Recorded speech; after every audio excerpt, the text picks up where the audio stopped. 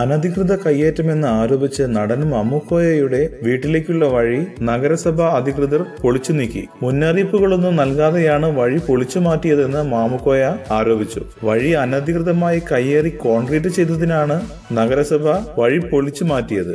രാവിലെ മുതൽ കയ്യേറ്റമെന്ന് ആരോപിച്ച് മാമുക്കോയുടെ വീടിന് സമീപമുള്ള കടകളെല്ലാം പോലീസിന്റെ നേതൃത്വത്തിൽ പൊളിച്ചു മാറ്റിയിരുന്നു. എന്നാൽ റോഡിൽ നിന്നും ഏറെ മാറിയാണ് മാമുക്കോയുടെ വീടിന്റെ മതിൽ സ്ഥിതി ചെയ്യുന്നത്. ഇതാണ് പൊളിച്ചു മാറ്റിയിരിക്കുന്നത്. പാതയോരത്തെ അനധികൃത കയ്യേറ്റങ്ങൾ ഒഴിപ്പിക്കുന്നതിന്റെ ഭാഗമായാണ് മമ്മൂക്കോയുടെ അരക്കിണറിലെ വീട്ടിലേക്കുള്ള കോൺക്രീറ്റ് സ്ലാബ് പൊളിച്ചു മാറ്റിയത്. കൂടുതൽ സിനിമാ വാർത്തകൾക്കും വിശേഷങ്ങൾക്കും ഇപ്പോൾ തന്നെ സബ്സ്ക്രൈബ് ചെയ്യൂ മലയാളം ക്രിയേഷൻസ്.